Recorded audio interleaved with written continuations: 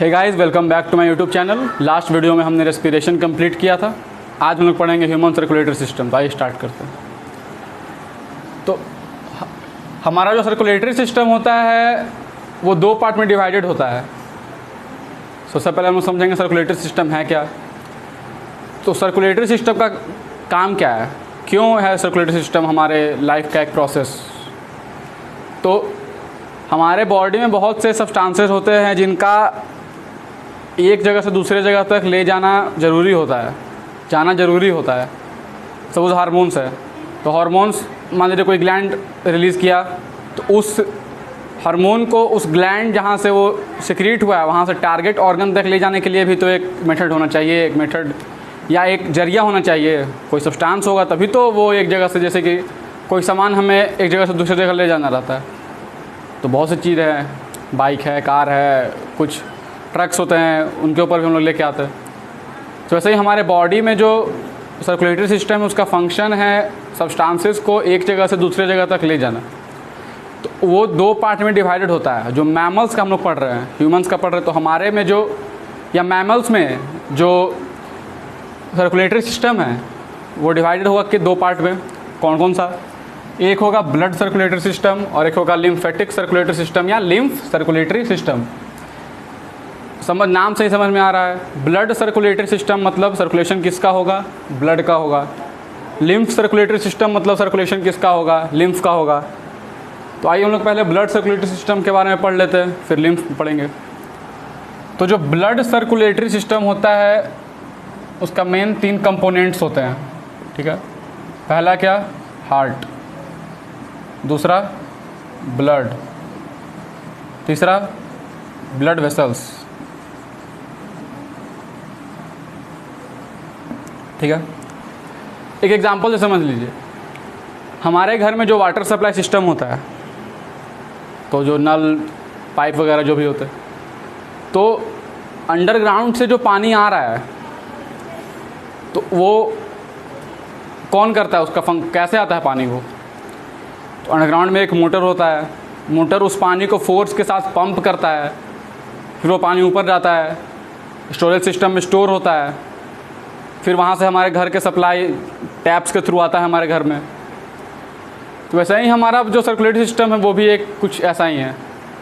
जो हार्ट है वो पंपिंग ऑर्गन है, बिल्कुल मोटर की तरह। ये क्या करेगा? मोटर वाटर को पंप करता है, या ब्लड को पंप करेगा। हमारा जो वाटर सप्लाई सिस्टम होता है उसमें वाटर का मूवमेंट होता है, इसमें ब्लड का मूवमेंट होगा। ब्लड सर्कुलेटरी सिस्टम में हमारा जो सर्कुलेटरी सिस्टम है उसमें वाटर का मूवमेंट स्टोरेज से, क्या जहाँ पानी जमा हो रहा है वहाँ से घर में कैसे पहुँच रहा है? पाइप्स के थ्रू पहुँच रहा है। तो ब्लड हार्ट से पंप होगा तो सारे बॉडी के सारे ऑर्गन्स तक कैसे पहुँचेगा? ब्लड वेसल्स के थ्रू पहुँचेगा। तो बिल्कुल हमारे जो वाटर सप्लाई सिस्टम होता है घर में उसी तरह से होता है। तो आइए हम लोग पढ़ लेते हैं। हार्ट है, तो हार्ट क्या है? पंपिंग ऑर्गन है हमारे ब्लड सर्कुलेटरी सिस्टम का। Pumping organ. ब्लड क्या है? Fluid connective tissue.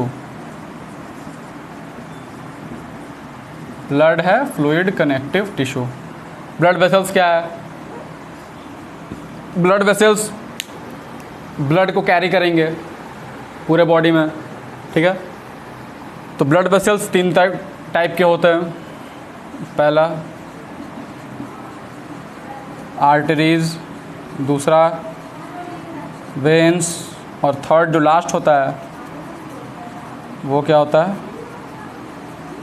कैपिलरीज, ठीक है। तो ब्लड के बारे में आपने पहले पढ़ा होगा, थोड़ा सा यहाँ जान लीजिए। ब्लड है फ्लूइड कनेक्टिव टिश्यू। किस कलर का होता है? रेड कलर का होता है। क्यों होता है रेड कलर का? क्योंकि हेमोग्लोबिन प्रेजेंट होता है। Due to presence of haemoglobin blood is red in colour. Haemoglobin कहाँ प्रेजेंट होगा? तो आरबीसी में प्रेजेंट होगा, आरबीसी के सरफेस पे प्रेजेंट होगा। जो ब्लड है वो 2 पार्ट में डिवाइड होता है, ठीक है। जो ब्लड है वो 2 पार्ट में डिवाइड होगा। पहला क्या होगा? प्लाज्मा, मतलब और दूसरा क्या होगा, ब्लड सेल्स या ब्लड कॉर्पस्कल्स। कहने का मतलब अगर हम लोग ब्लड के कंपोजिशन को देखें तो हम लोग डिवाइड कर सकते हैं उसको कैसे, प्लाज्मा में और ब्लड सेल में। समझ में आ जाएगा आपको कैसे। प्लाज्मा जो होता है वो 55%, 50 to 55% के अप्रॉक्स होता है, ठीक है, परसेंट। ब्लड में 55% to 60% क्या है, प्लाज्मा है।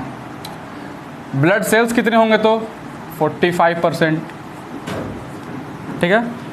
ब्लड का जो कॉम्पोजिशन है उसमें 55% क्या है, प्लाज्मा, और 45% क्या है, ब्लड सेल्स। अब प्लाज्मा में क्या क्या होगा, प्लाज्मा कितना है 55%, लेकिन प्लाज्मा में जो मैक्सिमम कंटेंट होता है इसका जो 9, अब हम लोग प्लाज्मा के अगर कंपोजिशन को देखें, ब्लड के कंपोजिशन को देखें तो क्या हुआ, प्लाज्मा है 55%, ब्लड सेल है 45%। अब प्लाज्मा के अगर कंपोजिशन को देखेंगे तो 90% प्लाज्मा में क्या होता है, वाटर। और क्या होगा, खाना डाइजेस्ट हुआ था, हमने पढ़ा था डाइजेशन में, एब्जॉर्ब हुआ था, कहाँ एब्जॉर्ब हुआ था, ब्लड में एब्जॉर्ब हुआ था। तो जो ब्लड में एब्जॉर्ब हुआ तो वो एब्जॉर्ब फूड कहाँ होगा, प्लाज्मा में होगा। तो कार्बोहाइड्रेट्स, प्रोटीन्स, लिपिड्स, ये सभी चीज़ें कहाँ होंगी, प्लाज्मा में, ठीक है। सॉल्ट्स होंगे, आयंस होंगे।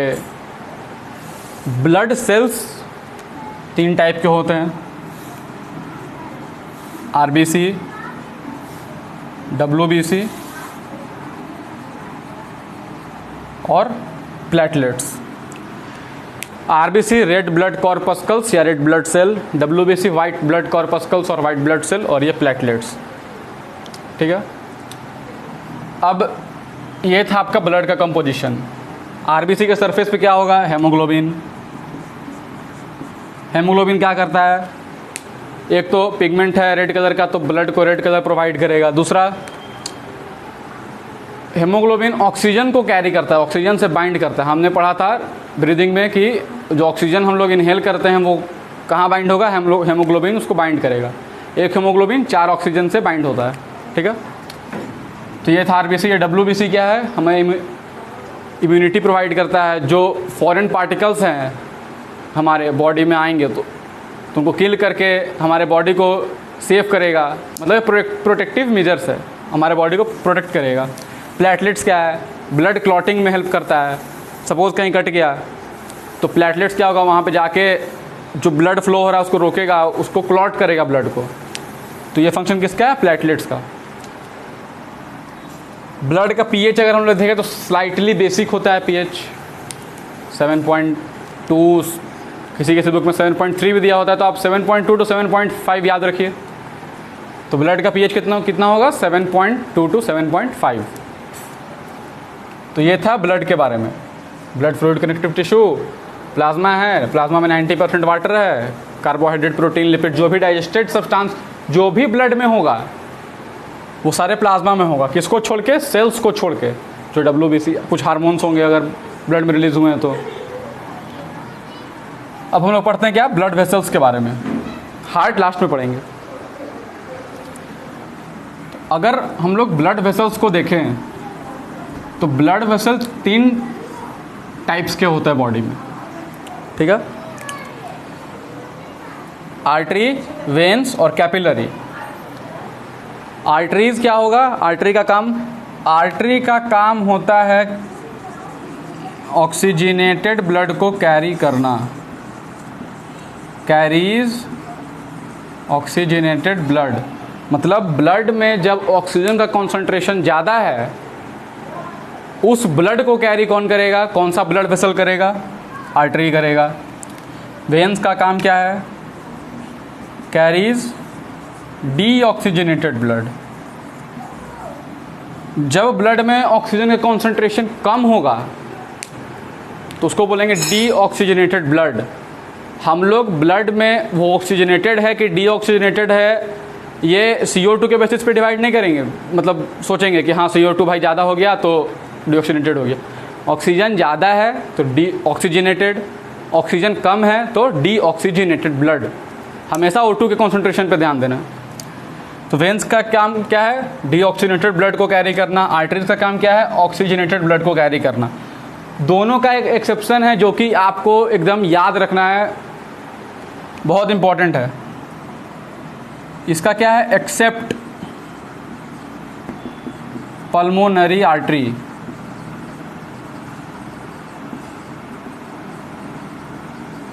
ठीक है, आर्टरी का काम है ऑक्सीजनेटेड ब्लड को कैरी करना, लेकिन एक ऐसा आर्टरी भी है जिसका नाम है पल्मोनरी आर्टरी, ये डी ऑक्सीजनेटेड ब्लड को कैरी करता है। डी ऑक्सीजनेटेड ब्लड को कैरी करता है। ठीक है, अब वेन्स है तो करेगा क्या? डी ऑक्सीजनेटेड ब्लड को कैरी करता है कौन? वेन्स। लेकिन इसका भी एक एक्सेप्शन है, इसको क्या बोलते हैं? Pulmonary vein. ठीक है, जो पल्मोनरी वेन है वो कौन सा ब्लड एक्सेप्शन है तो क्या करेगा? ऑक्सीजनेटेड ब्लड को कैरी करेगा, वेन्स। ठीक है, अब कैपिलरीज क्या होता है? अब आर्टरी तो भाई थिक होते हैं, मोटे मोटे होते हैं, अब तो ब्लड के हर एक सेल तक जा नहीं सकते हैं, तो आर्टरी आगे जाकर ब्रांचेज में डिवाइड हो जाते हैं, फाइन छोटे छोटे ब्रांच में डिवाइड हो जाएंगे, फिर वो सारे सेल तक ब्लड सप्लाई करता है। तो कैपिलरी क्या होता है कि जो आर्टरी है वो आगे जाकर ब्रांच फॉर्म में आ जाएगा। सपोज़ ये आर्टरी गया यहाँ से, ये आगे जाके ब्रांच हो गया, ये और ब्रांच हो गया, फिर ये और ब्रांच हो गया, फर्दर ब्रांचिंग करते करते बहुत छोटा हो गया, मतलब बहुत फाइन ब्रांचेस में टूट गया। तो फिर तो कैपिलरीज कुछ नहीं है, single celled thick endothelium layer का बना हुआ होता है। तो आइए हम लोग पहले पढ़ लेते हैं आर्टरीज और वेन्स के बीच में डिफरेंस क्या क्या है। तो अगर हम लोग आर्टरी और वेन्स के बीच में डिफरेंस देखें, ये है आर्टरीज, ये है वेन्स। आर्टरी क्या कर रहा है? ऑक्सीजनेटेड ब्लड को कैरी कर रहा है पूरे बॉडी तक। तो क्योंकि हार्ट ग्रेट फोर्स से ब्लड पंप करता है, ठीक है, ग्रेट फोर्स से ब्लड पंप करता है और वो ब्लड आर्टरी लेके जा रहा है पूरे बॉडी में, तो उस प्रेशर से आर्टरी के वॉल को डैमेज ना हो या आर्टरी कहीं फट ना जाए, रप्चर ना कर जाए, तो उससे बचने के लिए जो आर्टरी में जो वॉल होता है वो थिक होता है। ठीक है, पहला डिफरेंस। आर्टरी का कैसा होगा वॉल? Thick walled. वेन्स का काम क्या है भाई? वेन्स आराम से ब्लड लाएगा हार्ट में, तो उतना प्रेशर होगा नहीं। तो वेन्स का काम, वेन्स का जो वॉल होगा कैसा होगा? थिन होगा कंपेयर टू आर्टरी, पहला। दूसरा, अब क्योंकि पूरे बॉडी में ब्लड जाना है तो उस प्रेशर को मेंटेन रहे। हाँ भाई, मान लीजिए हार्ट कोई प्रेशर से ब्लड पंप किया, ठीक है, अब उस प्रेशर को मेंटेन भी तो रखना है। अब आगे जाकर प्रेशर कम हो जाएगा तो फिर बॉडी में सब सेल तक पहुंचेगा नहीं ब्लड।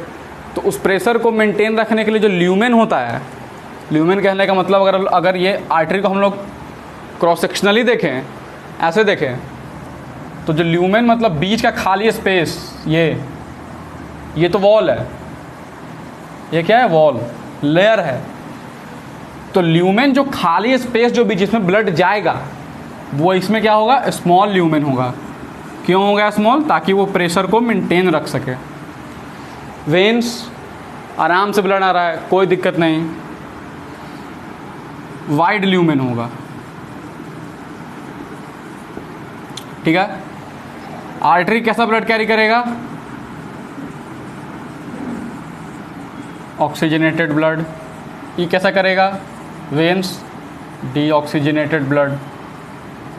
ये सब तो खैर हमने पढ़ ही लिया। एक्सेप्शन क्या होगा इसका? पल्मोनरी आर्टरी, उसका पल्मोनरी वेन।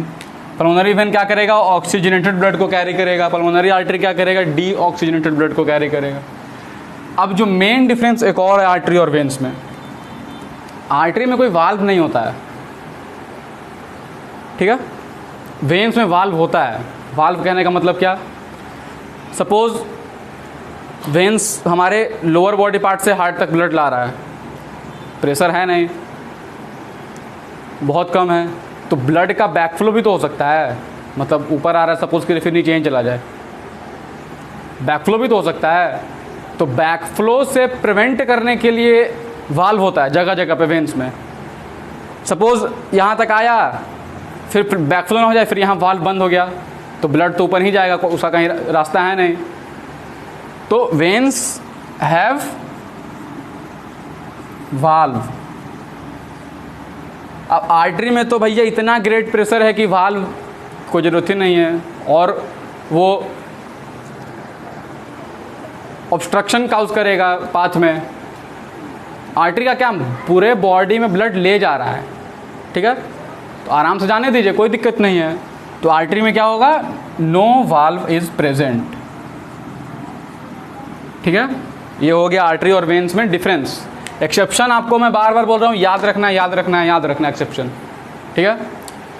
अब कैपिलरीज क्या है, कैपिलरी कुछ नहीं है। अगर हम लोग कैपिलरी के सेक्शन को देखें, तो कैपिलरी के सेक्शन को देखें तो ये सपोज कीजिए कैपिलरी है।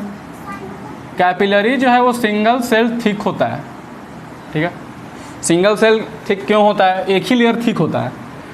अब एक तो ये फाइन ब्रांचेज में है, बहुत पतला है, अब और लेयर हो जाएगा तो बंद हो जाएगा ल्यूमेन, तो ब्लड जाएगा ही नहीं। तो इसीलिए क्या होता है, capillary single celled endothelium layer thick होता है, मतलब एक लेयर थिक कैपिलरी का वॉल होगा। ये 3 लेयर्ड वॉल होता है,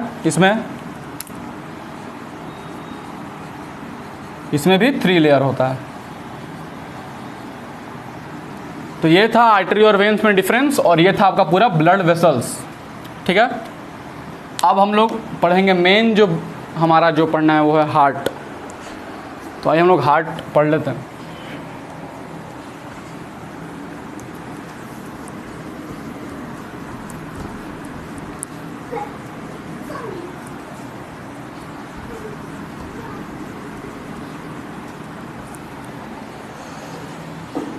अगर हम लोग हार्ट को पढ़ें तो हार्ट हमारा क्या, पंपिंग ऑर्गन है, और हम लोग हैं मैमल्स। मैमल्स एव्स में क्या होता है, 4 चैम्बर्ड हार्ट होता है।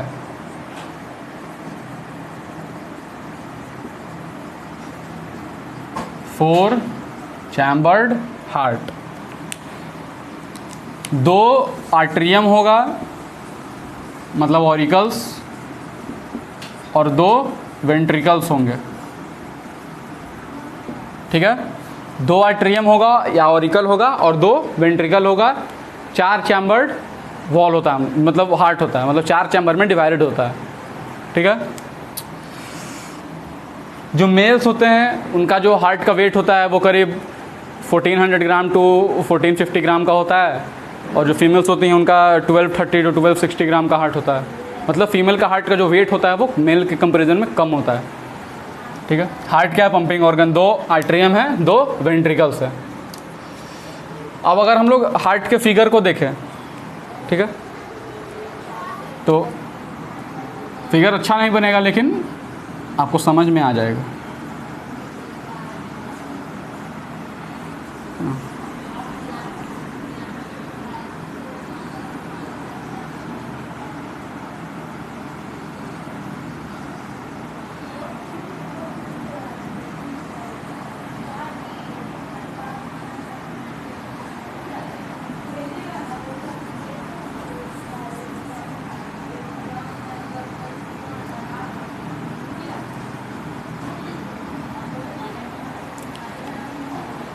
जो हार्ट है वो थोड़ा लेफ़्ट साइड की ओर टिल्टेड होता है, हमारे लेफ़्ट साइड की ओर टिल्टेड होता है। इसलिए हमने पढ़ा भी था कि जो लेफ़्ट लंग होता है वो राइट लंग के कंपैरिजन में छोटा होता है और लाइट वेट का होता है, क्योंकि हार्ट के लिए जगह उसको देनी पड़ती है वहाँ पे। तो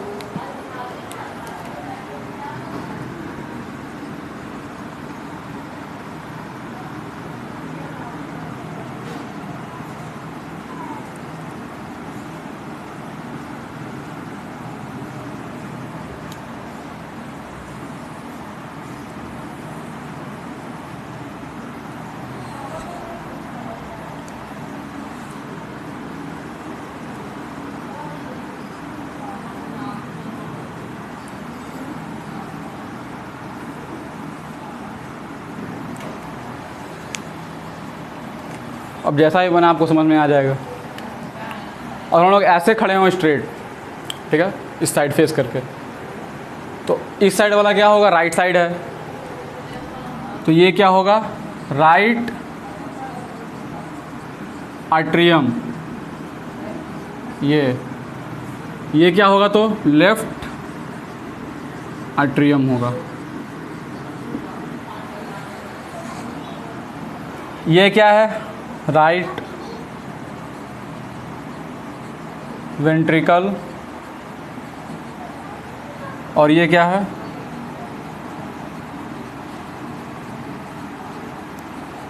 लेफ्ट वेंट्रिकल। ठीक है, आप समझिएगा, यहीं से सब समझ में आ जाएगा। ऊपर हम लोग एक बना देते हैं लंग्स, यहाँ पे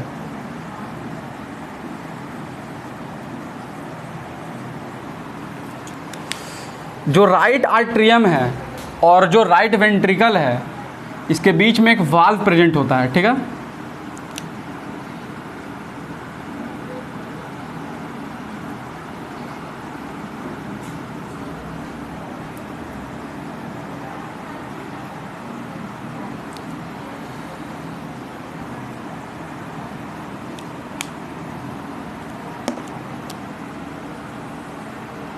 यहाँ पे एक वाल्व प्रेजेंट होगा, किसके किसके बीच, राइट वेंट्रिकल और सपोज ऐसे है, मान लीजिए ये राइट ऑरिकल, ये राइट वेंट्रिकल, तो यहाँ पे एक वाल्व होता है। ठीक है, तो ये जो वाल्व होता है उसको हम लोग बोलते हैं ट्राइकस्पिड वाल्व। 3 कप्स का होता है, तो क्या बोलेंगे, ट्राइकस्पिड वाल्व। उसी तरह से यहाँ भी एक होगा, इसको हम लोग बोलते हैं बाइकस्पिड वाल्व।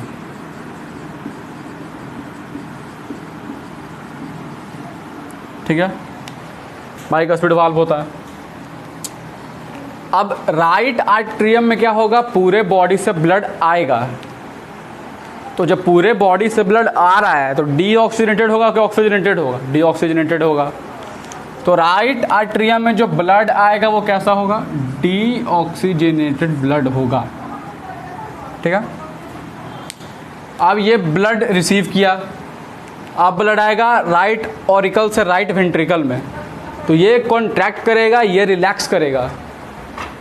तो कॉन्ट्रैक्ट किया, ये रिलैक्स किया, तो क्या आ गया, डीऑक्सीजनेटेड ब्लड कहाँ आ गया, यहाँ आ गया। अब राइट वेंट्रिकल में कैसा ब्लड हो गया, डीऑक्सीजनेटेड ब्लड, ये वैकेंट हो गया, फिर यहाँ आएगा ब्लड। अब राइट वेंट्रिकल से डीऑक्सीजनेटेड ब्लड कहाँ जाएगा, लंग्स के पास जाएगा, यहाँ। ठीक है, और ये जो आर्टरी लेके जाएगा है क्या, डीऑक्सीजनेटेड, लेकिन ले जाना चाहिए था किसको, वेन्स को, लेकिन लेके कौन जाएगा, आर्टरी। तो कौन सा आर्टरी हमने पढ़ा था एक्सेप्शन में, पल्मोनरी आर्टरी।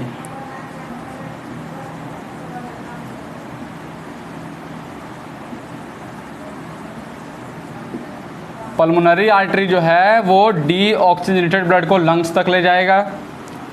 अब लंग्स में क्या हुआ, O2 अंदर आया, CO2 बाहर चला गया, अब ब्लड कैसा हो गया, ऑक्सीजनेटेड।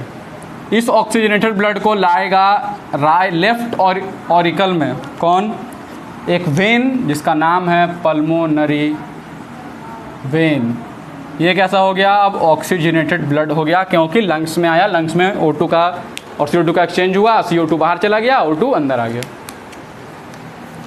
अब फिर क्या होगा, ये कॉन्ट्रैक्ट किया, लेफ्ट ऑरिकल कॉन्ट्रैक्ट किया, लेफ्ट वेंट्रिकल रिलैक्स किया, और ब्लड कहाँ आ गया, लेफ्ट वेंट्रिकल में आ गया, ऑक्सीजनेटेड ब्लड आ गया कहाँ, लेफ्ट वेंट्रिकल में। अब लेफ्ट वेंट्रिकल से पूरे बॉडी में पंप हो जाएगा टू बॉडी। इसको या जो लेफ्ट वेंट्रिकल से एक आर्टरी निकलता है, जो अब कैसा ब्लड है, ऑक्सीजनेटेड, तो कौन कैरी करेगा, आर्टरी, तो वो होता है अओर्टा। अओर्टा जो है लार्जेस्ट आर्टरी है, वो ब्लड को पूरे बॉडी में ले जाएगा। ये मैंने समझाने के लिए बनाया था, आप अपने बुक का फिगर देखेंगे तो आपको और अच्छा से समझ में आएगा। तो आइए हम लोग स्टेप बाय स्टेप लिख लेते हैं, सब चीज़ क्लियर हो जाएगा। ठीक है, पहले क्या है, राइट आर्टरियम। राइट आर्टरियम में ब्लड कौन लेके आएगा, when, vena cava. Right atrium blood कौन लेके आएगा, vena cava. Vena cava largest when है, जैसे अओर्टा लार्जेस्ट आर्टरी है, वैसे ही जो राइट आर्टरियम है वो क्या है, जो वेना कावा है वो क्या है, लार्जेस्ट वेन। ये दो टाइप का होगा, सुपीरियर और inferior. Superior vena cava upper part of the body से ब्लड लाएगा हार्ट में, मतलब ब्रेन वगैरह से, और इन्फीरियर जो होगा वो नीचे से ब्लड लाएगा। तो वेना कावा ब्लड लेके जाएगा कहाँ, इसमें ब्लड लेके गया कौन, वेना कावा। अब ब्लड चला गया, अब राइट आर्टरियम से ब्लड कहाँ जाएगा, राइट वेंट्रिकल में। यहाँ पे एक वाल्व प्रेजेंट होगा, नाम है क्या, ट्राइकस्पिड वाल्व। ये किया कॉन्ट्रैक्ट, वाल्व खुला, ये किया रिलैक्स, ब्लड अंदर आया, वाल्व बंद। आ गया ब्लड कहाँ, राइट वेंट्रिकल में। अब राइट वेंट्रिकल से ब्लड कहाँ जाएगा, लंग्स में जाएगा। कौन लेके जाएगा, पल्मोनरी आर्टरी लेके जाएगा। ब्लड का कैसा था अभी तक, याद रखना है आपको, राइट वेंट्रिकल तक ब्लड कैसा था, ऑक्सीजन, डीऑक्सीजनेटेड ब्लड था। राइट वेंट्रिकल तक ब्लड कैसा है, डीऑक्सीजनेटेड। राइट वेंट्रिकल से लंग्स में गया, कौन लेके गया, पल्मोनरी आर्टरी। अब लंग्स से कहाँ जाएगा, लेफ्ट आर्टरियम में। कौन लेके आएगा लंग्स से, पल्मोनरी वेन। अब लेफ्ट आर्टरियम में आने के साथ ही ब्लड कैसा हो गया, ऑक्सीजनेटेड ब्लड, क्योंकि लंग्स में क्या हुआ, एक्सचेंज ऑफ गैसेस। ठीक है, अब क्या, लेफ्ट आर्टरियम से आएगा कहाँ, लेफ्ट वेंट्रिकल में। बाइकस्पिड वाल्व होगा यहाँ पे, कौन सा वाल्व होगा, बाइकस्पिड वाल्व। कैसा ब्लड है, अब हो गया ऑक्सीजनेटेड, और लेफ्ट वेंट्रिकल से फिर कहाँ जाएगा, टू बॉडी। कौन लेके जाएगा, यहाँ से लेफ्ट वेंट्रिकल से जो आर्टरी निकलता है सबसे बड़ा होता है, वो होता है अओर्टा। फिर वो आर्टरी में टूट जाएगा, आर्टरी आर्टेरियोल्स में टूट जाएगा, फिर आर्टेरियोल्स फर्दर कैपिलरी में डिवाइड हो जाएंगे, फिर कैपिलरी वेनियोल्स होगा, फिर वेनियोल्स वेन्स बनाएगा, फिर वेन जाके वेना कावा में आ जाएगा। तो जो मतलब जो वेन ब्लड लेके आएगा राइट आर्टरियम में, वो उसको बोलेंगे वेना कावा। ठीक है, और जो लेके जाएगा आर्टरी, उसको अओर्टा। लेकिन फिर वो आर्टरी डिवाइड हो जाएगा, नाम सिर्फ है यहाँ पे अओर्टा और वेना कावा। अब जो मोस्ट इम्पॉर्टेंट एक और बात, जो ये आप लिख लीजिए, ये चार्ट ही याद रहेगा, सब चीज़ हो जाएगा। चलिए, अब क्या है, अब जो हार्ट में तो 4 चैम्बर्स है। अब 4 चैम्बर्स है तो चारों का तो वॉल्यूम एक ही होना चाहिए। इसका अगर 120 ml, इसका 100 ही ml है सपोज, तो 20 ml तो ब्लड इसी में रह जाएगा, तो 20 ml बॉडी में कम ब्लड जाएगा। तो जो वॉल्यूम है वो चारों जो चैम्बर्स है उनका सेम है, लेकिन जो लार्जेस्ट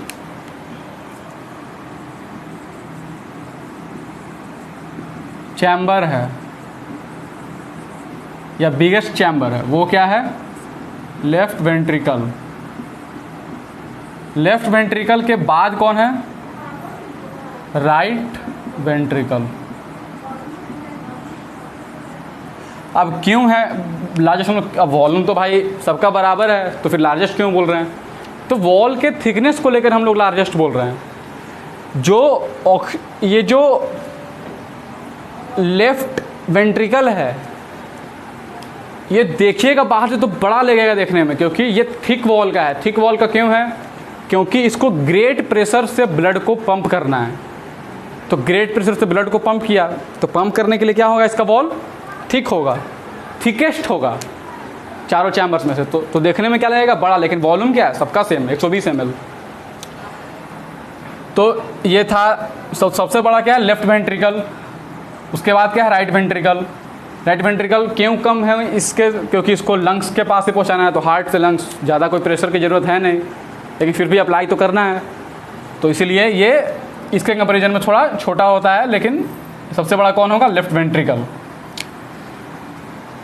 तो ये था आपका हार्ट के बारे में। तो हमने हार्ट कंप्लीट कर लिया, ब्लड वेसल्स कंप्लीट कर लिया, और क्या कंप्लीट कर लिया? ब्लड के बारे में पढ़ लिया।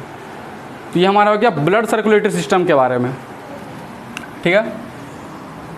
अब जो हार्ट होता है वो उसके चारों तरफ एक लेयर होता है सराउंड करने के लिए, उसको बोलते हैं वॉल से सराउंडेड होता है ताकि उसको डैमेज ना हो, बोलते हैं पेरिकार्डियम। जो वॉल जो हार्ट को चारों तरफ से प्रोटेक्ट करता है ताकि इंजरी से बचाता है, शॉक से बचाता है, उस वॉल का नाम पेरिकार्डियम से सुरक्षित होगा चारों तरफ से, ठीक है। अब हम लोग पढ़ते हैं लिम्फ सर्कुलेटरी सिस्टम।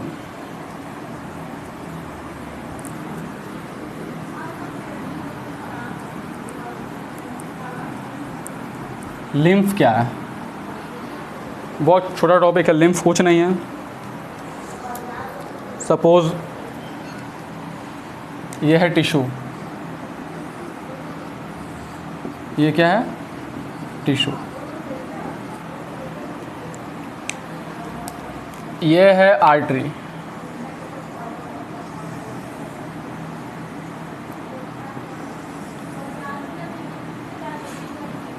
एक आर्टरी है, चलिए ठीक है। इसमें क्या है? ब्लड। ब्लड में आरबीसी है, प्लाज्मा है, डब्ल्यूबीसी है, कार्ब्स है, प्रोटीन्स है, फैट्स।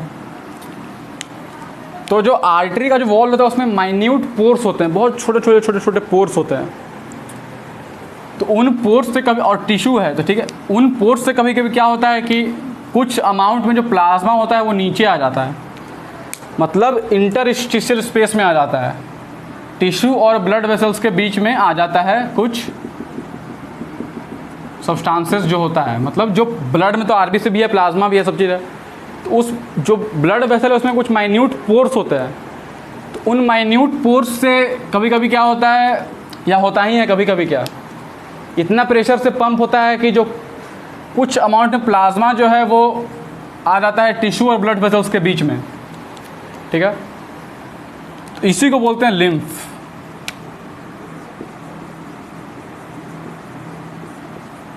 क्या बोलते हैं? लिम्फ। मतलब ब्लड में से क्या क्या होगा? ब्लड माइनस प्लाज्मा, डब्ल्यूबीसी, कुछ अमाउंट में कार्बोहाइड्रेट्स, कुछ अमाउंट में लिपिड्स, प्रोटीन्स नहीं आते ना के बराबर।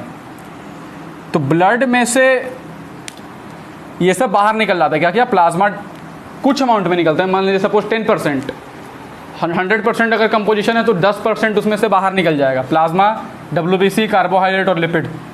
आरबीसी नहीं है, तो आरबीसी के ना होने की वजह से जो लिम्फ है उसका कलर कैसा होगा?